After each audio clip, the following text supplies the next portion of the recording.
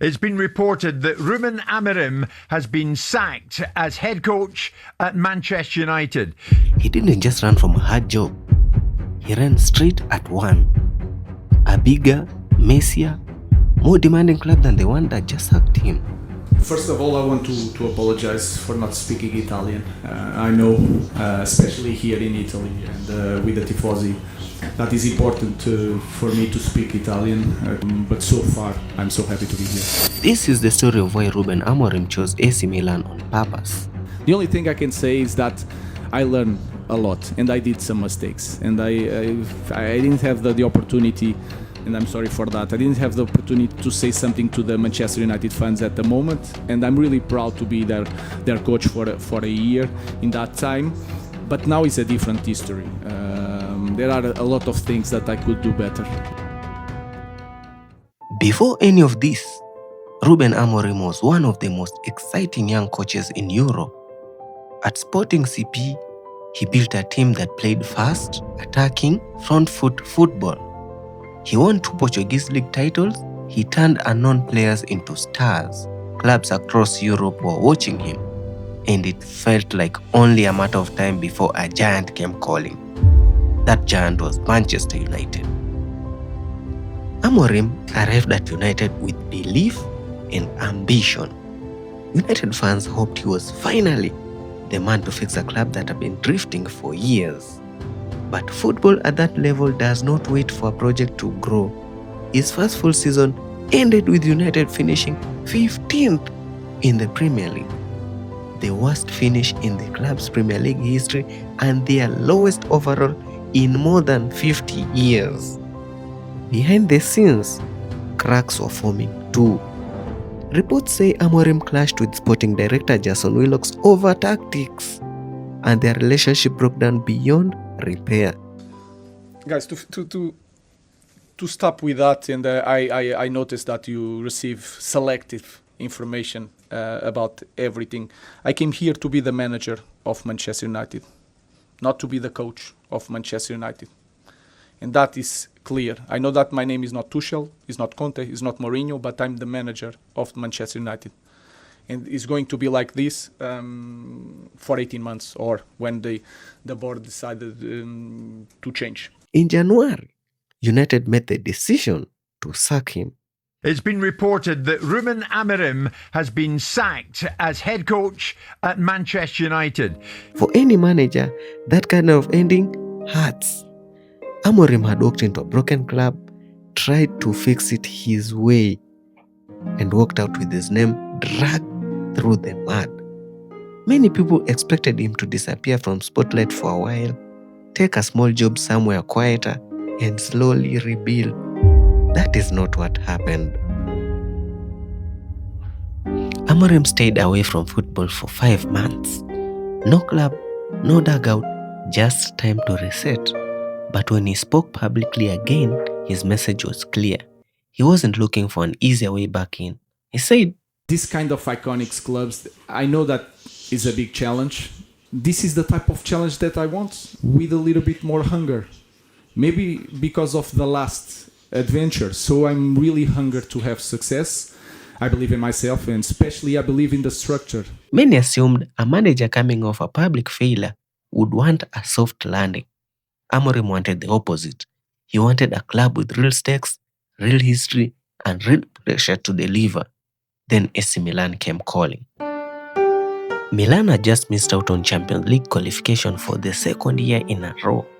They wiped out their entire sporting management structure, sacked manager Massimiliano Allegri, and set out to find someone who could rebuild the club from the ground up. Amorim did not just sugarcoat what he was walking into. He openly admitted that Milan was in a bigger mess than Manchester United had been when he arrived there. But instead of being a warning sign, that seemed to be exactly what drew him in.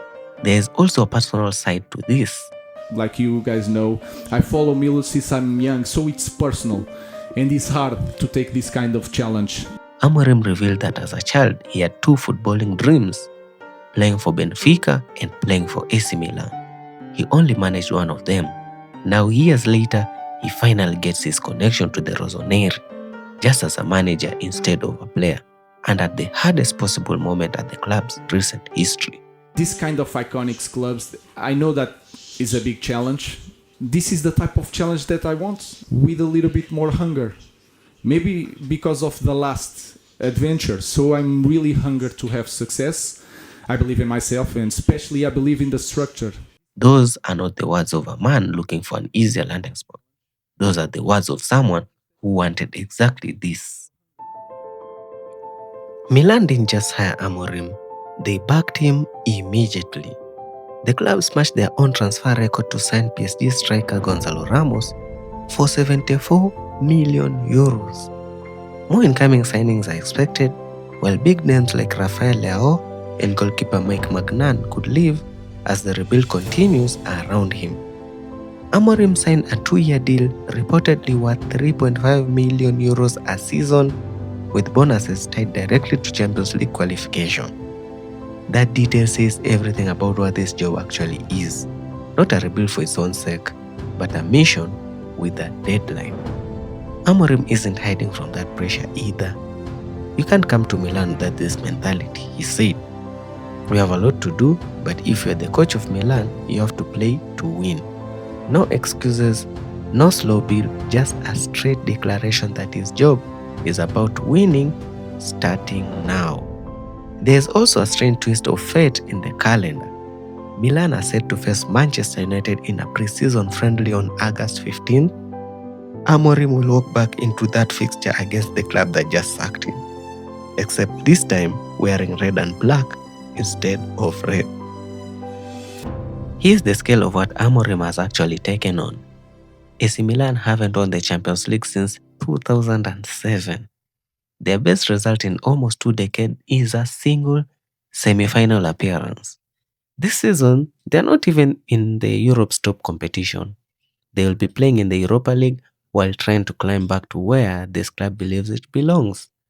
Compare that to Manchester United's situation when Amorim first arrived there, and the picture becomes clear. Milan's problem runs just as deep, if not deeper. Amorim knew this. He said it publicly before the ball had even been kicked, and he took the job anyway. This is what makes this story different from a typical manager appointment. Amorim isn't trying to prove he can survive a hard job. He already knows he can. He did it imperfectly at United. This time, he's trying to prove he can succeed at one, on a stage with even higher expectations, in a league he's never coached before, with a language and a football culture he has to adapt to from scratch. So, what does winning even look like here? It's not just trophies right away.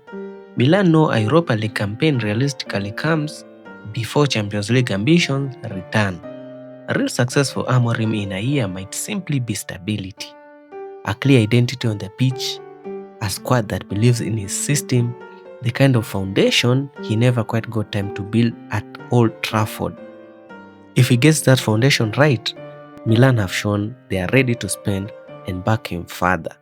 If he doesn't, the pressure at the club with this much history will not wait long. Amorim knows this better than anyone right now, because he has already lived through exactly what happens when patience runs out. That is the real story of Ruben Amorim's move from Old Trafford heartbreak to San Siro ambition. Not a manager running away from failure, but one running straight towards a childhood dream on the hardest terms he could have chosen. Let me know in the comments, do you think Ruben Amorim can turn AC Milan around? Hit subscribe so you don't miss the next one. See you in the next video, football family. Peace.